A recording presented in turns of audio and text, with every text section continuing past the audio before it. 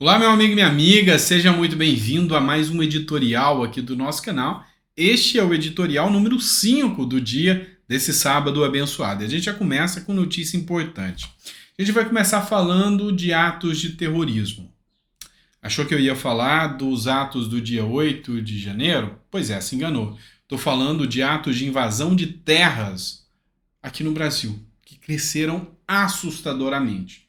Só nesse primeiro bimestre, 2 meses, já foi muito maior do que todo o ano passado. Isso se deve a quê? A cultura de incentivo a esse tipo de medida. Lembrando que invasão de propriedade privada está intitulado no Código Penal brasileiro. Simples assim. Mas vamos lá, vamos entender um pouquinho mais sobre isso aqui. Por que eu estou trazendo essa pauta, tá? Só lembrando, se você não é inscrito no canal, se inscreve aí, dá uma força pra gente. O que está acontecendo? Não é a cultura do povo brasileiro em si, são grupos, minorias que estão com essa cultura de invasão. A grande maioria do povo não concorda com esse tipo de atitude. Está circulando nas redes sociais esse vídeo aqui, tá? Nesse aplicativo, é o TikTok, você deve conhecê-lo. E esse vídeo aqui mostra a reação da população em relação à invasão que aconteceu em Jacobina. Dá uma olhada aqui. Aqui na Chapada Diamantina, Itaipu, Jacobina, Bahia, área desocupada. O MST invadiu e os produtores, proprietários de terra se uniram e desocuparam. Aí sim. E fica o recado, aonde for invadido terras aqui na Chapada Diamantina, todos estarão firmes e unidos para desocupar. O recado está dado. Quem quer terra vai trabalhar para comprar e produzir e criar o que você quiser. Agora não invadir, tomar a força. Aí sim. Pois é, pessoal, vocês puderam ver aí essa cena do TikTok, tá?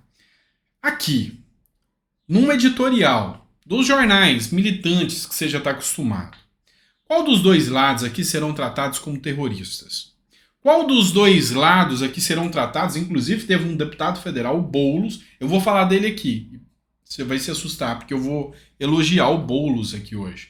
Mas o Boulos, não nessa hora, não nesse fato. Mas o Boulos, ele falou que quem tira os invasores sem terra da propriedade privada é milícia. Você viu o vídeo aqui, os próprios produtores, os fazendeiros e pequenos produtores se uniram para colocar esse pessoal para correr.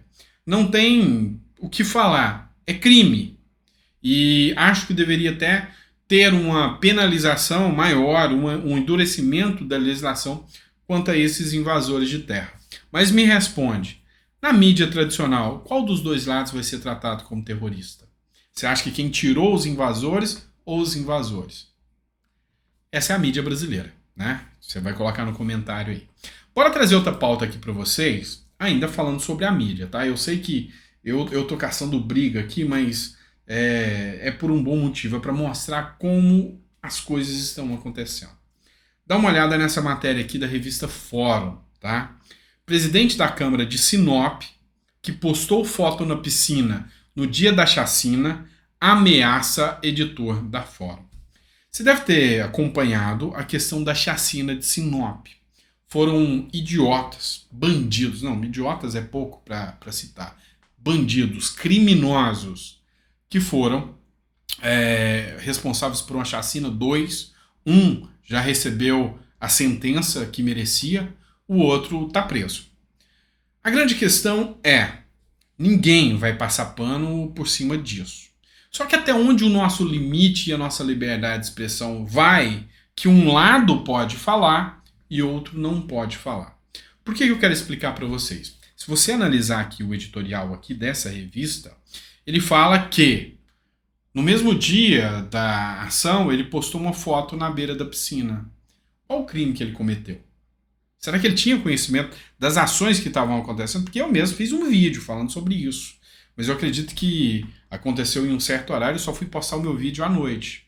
Nesse lapso eu não estava nem sabendo o que estava acontecendo, são muitas notícias. O fato de ele ter postado um vídeo, uma foto, do lado de uma piscina mostra a insensibilidade dele. É isso que eles querem te induzir. E aqui fala que ele ameaçou o editor da Fórum. Vamos deixar bem claro. O presidente da Câmara de Sinop, o bolsonarista, ponto, Paulinho de Abreu do PL, exatamente 1h30 depois da chacina, tirou a vida de 7 pessoas em sua cidade, entre elas uma menina de 12 anos, postava em suas redes sociais uma foto que estava numa piscina com uma garrafa de cerveja do lado. Peraí, pessoal. Se isso aqui não é tendencioso, você querer criminalizar, sabe? É uma cultura da criminalização, da destruição de reputação. Peraí. Será que ele tinha conhecimento desses fatos para você estar querendo mostrar a insensibilidade dele só pelo fato dele ser bolsonarista? Se ele fosse petista, ninguém falava nada. É isso que não pode acontecer, nem de um lado nem do outro. Nem os bolsonaristas podem fazer essa queima de reputação com o petismo, e nem o petismo com os bolsonaristas. A mídia não é feita para isso. A mídia é feita para discutir, dialogar e fazer a coisa certa. Mas olha aqui, sem saber da foto do vereador, naquela ocasião, muito menos sem citar em meio à emoção dos vídeos que circulavam mostrando a chacina, o editor da Fórum, que eu não sei quem é, então não estou proferindo ataque pessoal a ninguém, não sei quem é o editor da Fórum, tá? Só deixando claro, estou fazendo um comentário aqui, fez uma fala ao vivo criticando a cultura dos caques. Um dos assassinos era caque, no programa da Fórum 11h30 da TV Fórum, e também contou a história da criação de Sinopes e Sorriso nos anos da ditadura militar. Opa, vamos lá, vamos entender. Sem generalizar, apontou que as ocupações dessas cidades foram um projeto violento da ditadura nos anos do general João Figueiredo para a expansão da produção de soja. Opa, peraí. A gente está vendo uma série de ataques xenofóbicos, uma série de ataques gravíssimos em que vocês culpam os bolsonaristas por isso. Agora o editor da Fórum, que eu repito, não sei quem é, pode vir até o seu editorial e falar que o povo de uma cidade, Sinop, da qual até eu conheço, é uma cidade com um povo hospitaleiro maravilhoso, é cria de ditadura, é cria de um projeto violento. Peraí. Tem algo errado nessa história. Então, assim, a gente tem que ter uma postura imparcial de ambos os lados para entender aqui que é errado, por exemplo, um xará meu, Sandro também, lá no Rio Grande do Sul, atacou os baianos. Está sendo punido por isso. Mas, peraí, pode um editorial atacar o pessoal de Sinop? Falar que porque um CAC cometeu aquilo, aquela cidade é cria da ditadura? Peraí. E foi nesse sentido que o presidente da Câmara fez a sua atuação. Depois disso, o vereador Paulinho de Abreu apresentou uma moção de repúdio no dia 27/2. É direito, tá? Ele pode fazer isso. Durante a 3ª sessão ordinária da Câmara Municipal de Sinop, contra o diretor da revista Fórum, agora que cito o nome dele, o Renato Rovave. Repito, não conheço, nunca vi as pautas, eu só estou comentando aqui, tá? E ameaça acionar o Ministério Público contra o jornalista.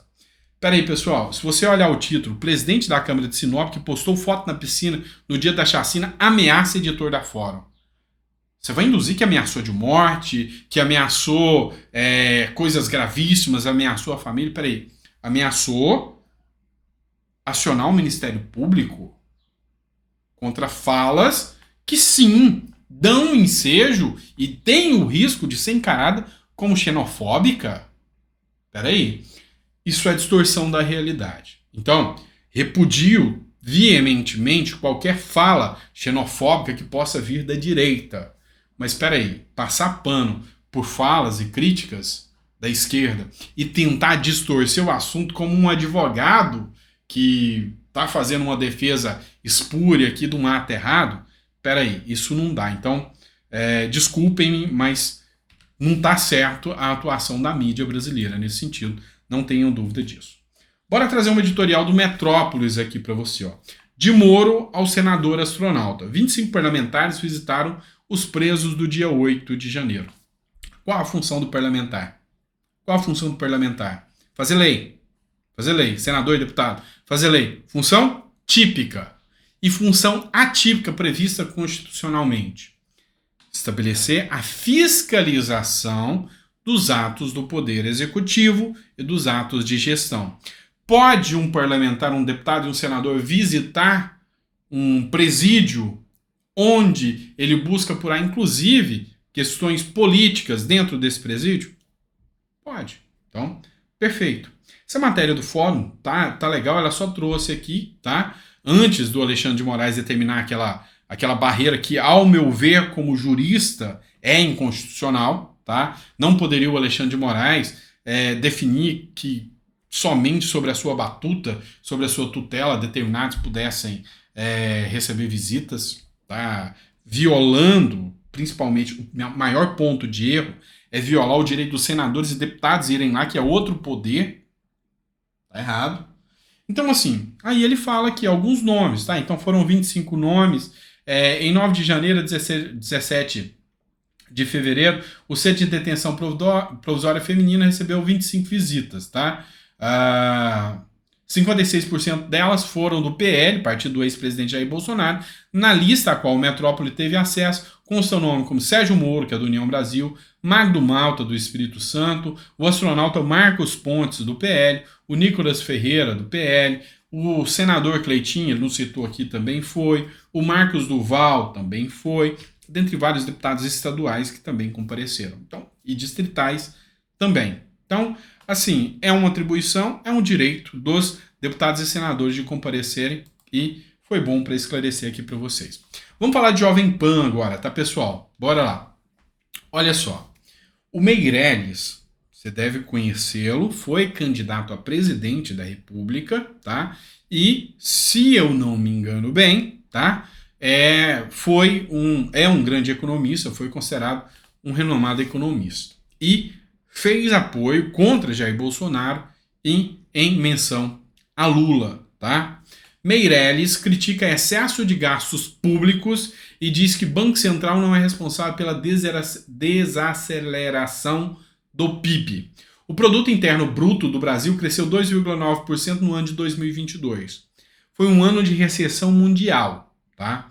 É impossível você comparar, porque no governo Lula, lá atrás, o PIB teve um crescimento superior, tá, ao governo Jair Messias Bolsonaro. A situação mundial era outra. E a frustração, é interessante você dar uma olhada no blog do Noblar, que o blog do Noblar fala da frustração do governo Lula, que é não conseguir reproduzir o que aconteceu em 2002 até 2010, que foi a gestão 1 e 2 do Lula, e provavelmente não vai conseguir bater a gestão Bolsonaro, porque reflexos da crise ainda existem. Ainda existem reflexos da crise econômica da pandemia, embora não é o olho do furacão da pandemia igual o Guedes enfrentou, tá?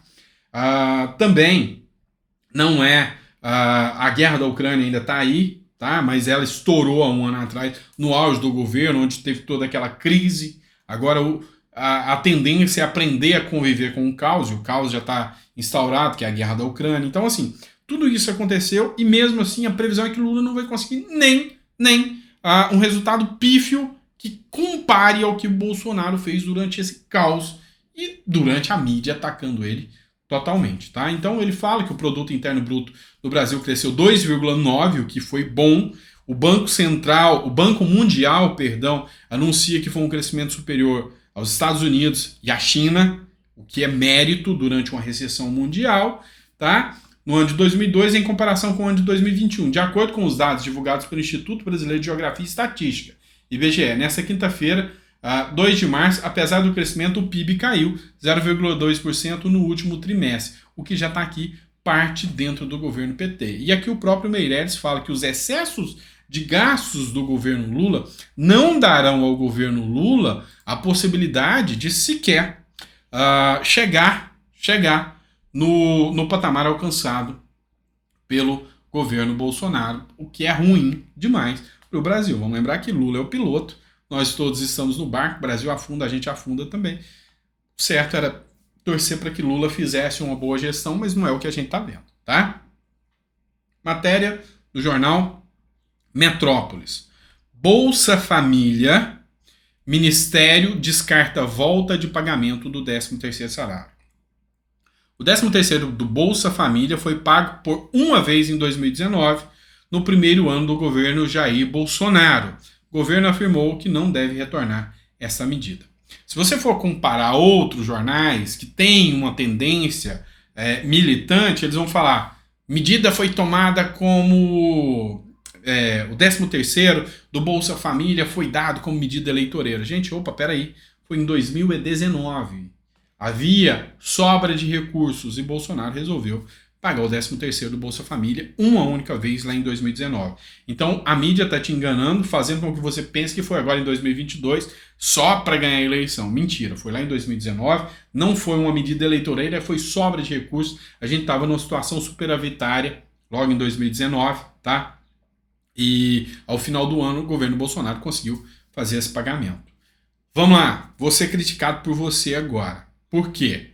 Porque eu concordo com Lula, tá? Não no fato dele não estar pagando e estar gastando dinheiro a roda, igual o Meirelles acertou aí em falar, não. Concordo porque eu não vejo como justo o pagamento de um 13º para o Bolsa Família. Eu sei, pode me cancelar, pode me detonar. Brincadeira. Vamos falar sério. A gente vive um momento de recessão no Brasil. O Bolsa Família é uma assistência, é um benefício assistencial, tá?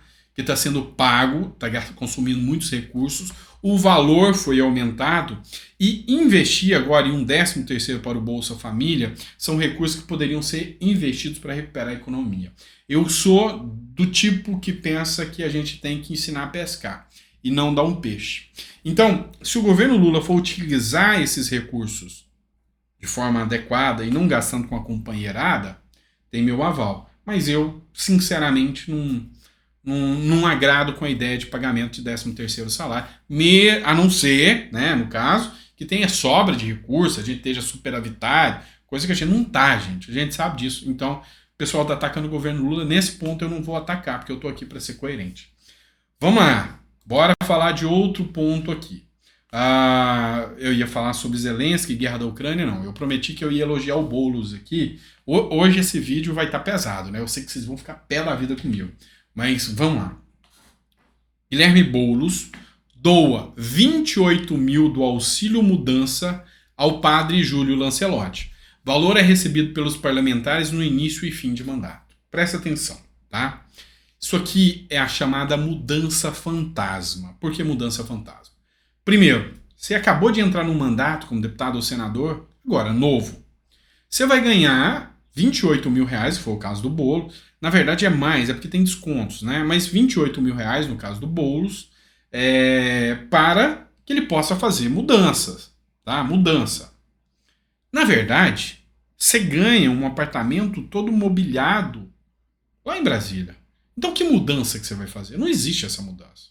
E o pior, no final do mandato, quando você se reelege, você recebe, na verdade são quase 38 mil, você recebe 38 mil para vir embora em dezembro e mais 38 mil para voltar em janeiro. Isso não existe, esse dinheiro é um dinheiro fantasma. E o que o Boulos fez aqui? Ele doou para a instituição do Padre Lancelotti, que faz um trabalho com moradores de rua. Meu ponto de vista, isso aqui é pessoal, não é verdade real, não é verdade concebida e nenhum dogma. É a minha mera opinião.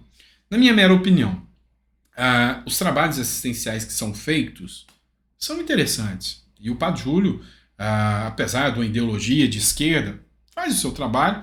Não acho que é dando peixe, tem que ensinar a pescar. Então acho que esse dinheiro seria melhor investido em outros segmentos. Mas foi um exemplo que Boulos deu. Tá? Então eu vou ser hipócrita aqui e criticar tudo. Ele poderia ter pego esse dinheiro e gasto, igual muitos fizeram e igual muitos fazem. Ou ele poderia ter feito igual muitos do Partido Novo e recusarem. Mas se recusa, o dinheiro volta para os cofres públicos, vai para fundão, dentre outras coisas. Ou ele poderia pegar esse dinheiro e doar, sabe? Sem interesse ideológico, para hospitais, creches, escolas. E a doação é possível, tá? Então seria até melhor. Mas eu tenho que manter a coerência. E por que eu vou bater no momento em que ele acerta? Entendem o que eu estou falando? Deu para entender? E eu queria o seu comentário justamente sobre isso, tá? Se ficou até o final do vídeo, 19 minutos de vídeo já, também não vou fazer vídeo de 30 minutos no sabadão, tá bem? Aí você não aguenta, né? Mas assim, eu quero principalmente o seu comentário sobre esses dois pontos, que são dois pontos mais tênues aqui. Você concorda comigo em relação às falas do Boulos? Tá? Você preferia que ele recebesse e gastasse o dinheiro? Você preferia que ele recebesse e não doasse para o padre Lancelotti? Que ele devolvesse o dinheiro e não recebesse? Ou gastasse em algo mais produtivo? Ou seja, vamos ensinar a pescar? Tá? Poderia ter investido em uma escola, em alguma coisa. Vamos ensinar a pescar? Ou usar isso aí. Não que o padre Lancelotti não faça um bom trabalho, faz. Só não concordo ideologicamente com ele. Tá? É só isso que eu deixo claro para vocês. Afinal, eu sou de direita, mas a minha visão é muito mais de que aquele pessoal precisa de tratamento e não de dar comida para eles, esse assistencialismo que eu não concordo, tá? Então esse é o primeiro ponto. Segundo ponto, sobre o 13º do Bolsa Família. Se eu tiver errado, porque eu disse que é minha mera opinião, se eu tiver errado, eu quero a sua opinião negativa. Ou se eu tiver certo, eu quero a sua opinião positiva. É assim que a gente constrói a democracia. Não é calando opositores, é ouvindo quem pensa diferente da gente. Beleza? E sobre os demais pontos, eu falei sobre alguns pontos delicados aqui, como por exemplo o caso da revista Fórum, né? Que eu vejo que deve ter uma equidade, uma paridade. Todos os seus comentários são importantes para mim. Só não bate, não ofende, tá? Eu não ofendi ninguém. Não faz isso comigo, não. Ainda mais num sabadão desse, tá bom? E amanhã, no domingão, eu volto com o nosso editorial aqui, mais 5 editoriais para vocês. Combinado? Tá certo? E lembrando você, a forma que você pode estar ajudando o nosso canal é adquirindo o nosso livro, 20 Regras para a Vida. Assim você vai dar, sabe, meios da gente continuar com o canal, fazendo o trabalho. Baratinho o nosso e-book, você já faz o download na hora, R$ 5,99. E com certeza você vai gostar da qualidade do conteúdo do e-book. Combinado? Amanhã, posso te acordar cedo? 9 horas da manhã? Tem compromisso comigo? Então tá. Então 9 horas eu tô te esperando amanhã no domingão. Domingão, tá? Isso aqui, Brasil não tem trégua não. Para lutar pelo nosso país, por liberdades, por um Brasil melhor, é de segunda a segunda. Combinado? Abraço e até lá.